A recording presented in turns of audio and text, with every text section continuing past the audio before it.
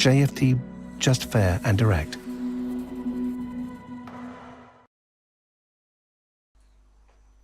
Okay, hello and welcome everyone. Welcome to JFD Traders Tea Time with me, Darius Unchauskas. Today's the 7th of December 2020. So yeah, welcome everyone. Welcome to this Monday's afternoon session where we're going to have a very quick look at the markets, a few of the charts, the usual stuff. But before we do that, as always, let's quickly have a read through our risk disclaimer. So, the content we produce does not constitute investment advice or investment recommendation, should not be considered as such, and does not in any way constitute an invitation to acquire any financial instrument or product.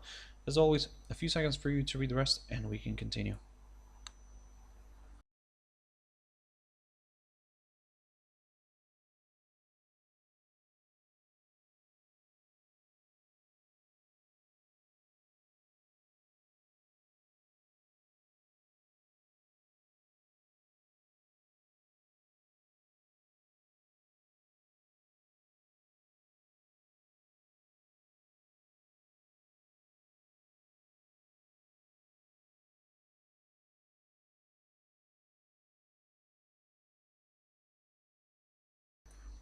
Okay, so now then, before we jump into the charts, quick mentioning of our JFD YouTube channel, to which you can always subscribe to in order not to miss any of our upcoming videos, and of course our JFD Bank website, and specifically our JFD research page, which we also update on a daily basis. So yeah, feel free to visit us here on jfdbank.com and click on the research tab right there on the top. So guys, jumping into the charts, now the first one I want to quickly pick up here on is the German DAX. As you can see, we had a nice drop initially. We moved below this 13,213 level. I talked about this morning, this level this morning, and basically we moved lower. We tested the area near this upside line, taken from the low of the 13th of November, from where, as you can see, the index reversed back to the upside. So I mean, all this is looking quite positive, I would say. However, what I would like to see now at this point is maybe a push back above this 13,347 territory, which previously kind of acted as a good area of resistance, then support. So if this time we get another push above that area, then yes, we could start looking at some higher levels. We could aim for that 13,347 zone, and then yes, higher levels could be met. So let's keep an eye on this one for now, guys. Yes, we did have a nice rebound here from this territory, so let's see if this rebound can continue to the upside. But to get a little bit more excited with that idea, I would like to see a push with that 13,347 zone. DXY, so sorry, DXY, Dow Jones Industrial Average. DXY is the next one, but Dow Jones, the Dow here, basically last week we had a nice pop here. It created a new all-time high, and hit the, let me just put this one on the chart, hit the 30,218 zone. But of course the cash index did go further north and did hit the area around the 30,271 zone. So however, that's still fine, but what I'm keeping an eye on here right now is the cash index and where it's currently trading at. So the price is currently sitting at around 30,135 zone. So basically it's below the this all-time high, but still above this hurdle, this 30,116 level marked by the highest point of November. So we're still above that on the cash index, so in a way kind of indicating there's a possibility maybe to go higher. However, if you remember last week I talked about this rising wedge pattern. So of course these patterns tend to break to the downside. However, until we get that break, we cannot really talk about any lower areas. So what we would need here is to see a break of this lower side of the wedge, and then yes, we could consider maybe some lower areas, but at the moment, until the boundaries of this rising wedge can remain kind of intact, then the index, it might drift lower, but it also could then rebound from the lower side of this wedge and then rebound and push back to the upside. So be very careful for that one. That's the reason, guys. For now, I'm kind of staying a little bit on the neutral side, or even maybe I'll say cautiously bullish, because is still the trend, even the short-term one, is still to the upside. So again, be very careful with this one. DXY is, or should I say, had a good push higher today. It did climb back above this 90.93 territory here. As you can see, this this level here, and let me just go back into history. This level here is the highest point of March of 2018.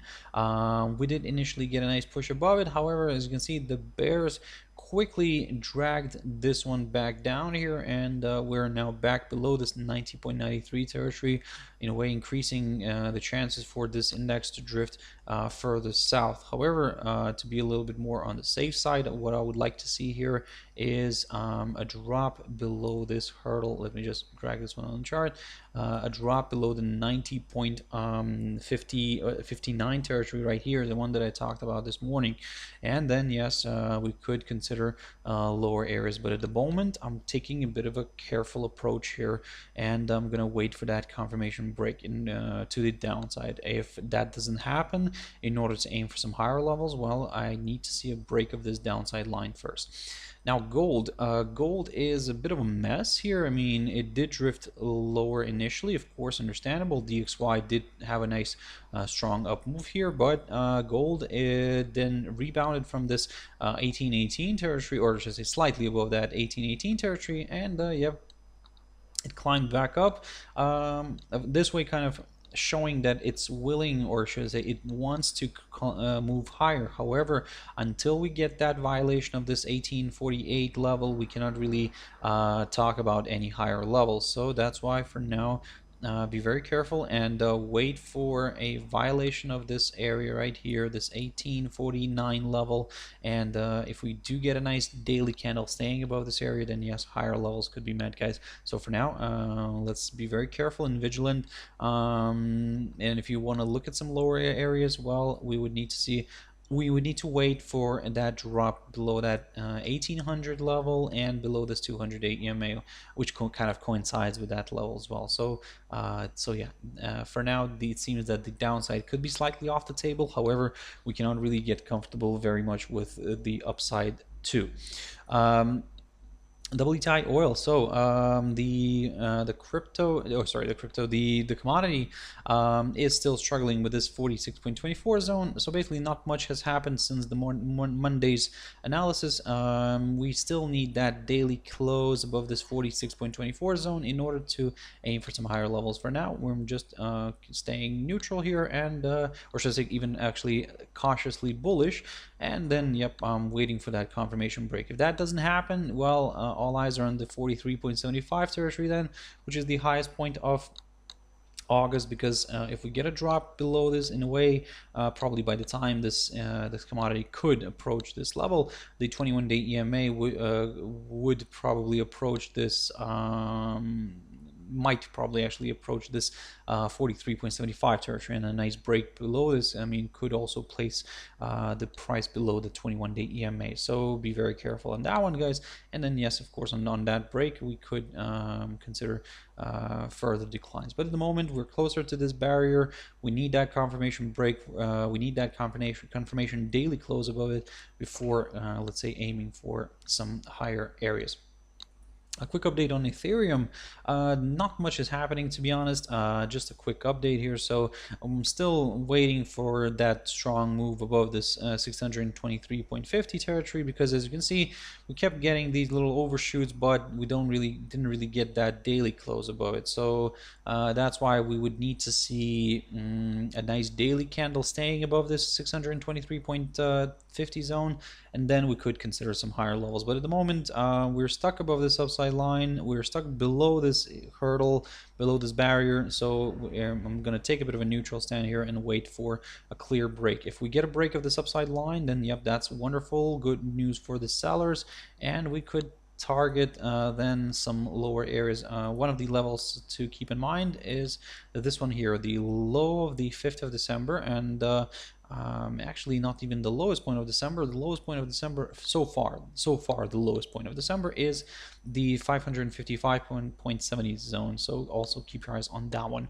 AUDUSD. So, and as you can see, another good reversal here. Of course, due to the dollar here, and the dollar did weaken again, and kind of helping the bulls drag this pair back above this 0.7413 zone marked by the highest point of September. In a way, for now, what I'm going to do here is I'm going to continue targeting the upside. Like I said, the fact that the rate managed to climb back above this 0.7413 territory is providing that positivity, more of that positivity.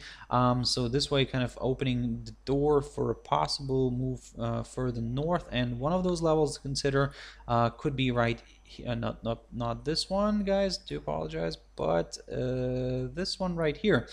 The high of the highest point of July actually of 2018, and that's roughly around 0.7484 mark. And then, yep, guys, we'll take it from there. So that's going to be my next target. Let's see how this is going to play out. But yeah, keep your eyes on this level, on the 0.7484 mark, because like I said, that's the highest point of July 2018. In terms of the downside, well, it's pretty straightforward, to be honest. I would need to see a break of this upside line, the short-term tentative upside line taken from the low of the 13th of November. I would need to see a drop below this 0.7334 territory, and at the same time, the rate would already be placed below the 21-day EMA, which some bears could see as a negative kind of or a good opportunity for the bears to step in. So again, be very careful on that one as well. USDJPY, so a bit of a messy chart. So first of all, let's get rid of this upside line, no longer valid because it got violated. Of course, the overall trend is still to the downside, and now looking at this picture, well, to be honest, I would prefer to wait for a drop below the 103.65 territory, because as you can see, it kind of acted as a very nice area of support last week. So if we get a drop below this, and this also marks the low of the 18th of November, near also the low of the 23rd of November. And if we get a drop below this 103.65 territory, now that's where I'm going to aim for that lowest point of November near the 103.18 or the 103.05 level, which is, by the way, the low of the 12th of March of this year. So keep your eyes on that one. In terms of the upside, it's a bit of a tricky one. I mean, I need to see at least a move again back above this 21-day EMA in order. Let me just grab this arrow very quickly. A push back above this 21-day EMA shown as the yellow line, and I would like to see also a daily candle staying above it, because as you can see, starting from around 23rd of November, we kept getting these, actually maybe even the 16th of November, we kept getting these overshots, and but we didn't really get that daily candle remaining above this area, above this 21-day EMA. So if you want to aim for some higher levels, wait for that daily candle to stay above this 21-day EMA, guys. But so far, again, like I said, we're trading below the 21-day EMA, which is still below this downside line. So in a way, everything's kind of leaning a little bit more towards the downside. However, in order to consider or in order to get comfortable with lower areas, we need to see a nice good drop below the 103.65 territory. A quick update on GBP yen. This morning I talked about this one, and you can see that we are breaking this upside line. We also managed to break the 21-day EMA, but as you can see, the bulls kind of quickly pushed the pair back above it, or actually it's currently just balancing bang on that line. So at the moment, if you want to aim for some lower areas, well, you would probably need to wait at least for this daily candle to remain below the 21-day EMA, and even better, if it can drop below the 138.28 zone right here. Yep, that's where it could become a little bit more interesting for more sellers. And we could then consider maybe a possible move towards the 137.38 zone, or even the low of the 19th of November at 137.20 territory. So, and then yep, we could take it from there. In terms of the upside, well, it's the same analysis. I need to see this popping nicely above the 140.31 zone in order to get a little bit more excited with the upside. GBPUSD, quick update here, also selling off sharply.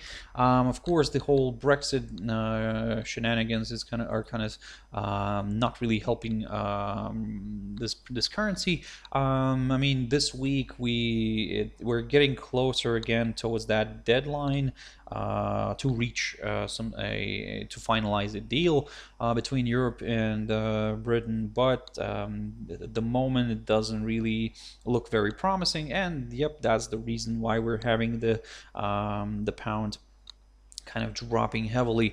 And of course the negative headlines that are coming out so also are not working well for this pair and for this currency in general. You can see that we had a drop and we had a significant slide here below the 21-day EMA shown as the yellow line, but you can see that the bulls managed to kind of fight back and lift the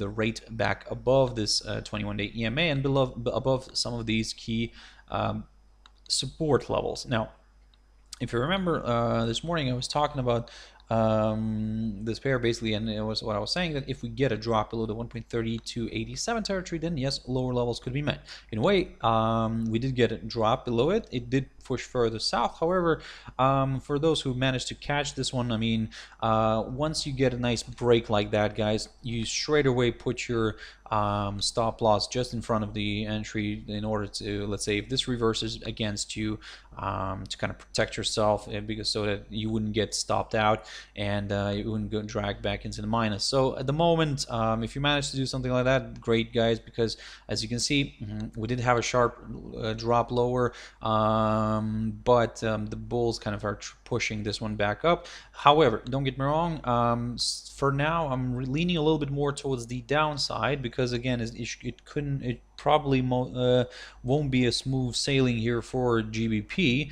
especially going this week because of the whole kind of Brexit problem. So yeah, the moment, guys, although we're having a bit of a retracement here, still I'm leaning a little bit more towards the downside. However, guys, I'll stick to the same idea. I would like to see that daily candle remaining below this 1.3287 territory first, before kind of, let's say, targeting some lower areas. At the moment, it could be either way. Well, it could always be either way, but I mean, at the moment, I mean, if the bulls manage to keep this one alive here above this 21-day EMA, above some of these two support levels, then, well, maybe the bulls can actually jump in here and drag this one back up, going into this week, somewhere mid this week. But like I said, be very careful for now. Keep your eyes on these levels, and if we get that daily candle remaining below the 1.3287 zone, then yep, we'll aim for that downside. EURUSD finally. So this one here is popping nicely to the upside. You can just imagine Euro GBP exploding higher. But here EURUSD is, yes, it did reverse back to the upside on a weaker US dollar, and it kind of works out right now nicely here with this idea that I've talked about, where I was saying this morning that if this area around the 1.2055 territory continues to provide support, then we might see a nice good move here back to the upside. However, if you now looking at this picture, if we want to be a little bit more on the safe side, wait for that daily candle to remain above this 1.2155 territory, and then yep, higher levels could be met, guys. So yeah, for now it's quite interesting here, but at the same time very tricky. Because we already had a good rally here to the upside. Let's see if this can actually slow down a little bit, but if it cannot, and if it overcomes this 1.2155 territory, then aim for that next possible resistance level near the 1.2215 zone. That's going to be my higher target here. So let's see how this is going to play out, guys.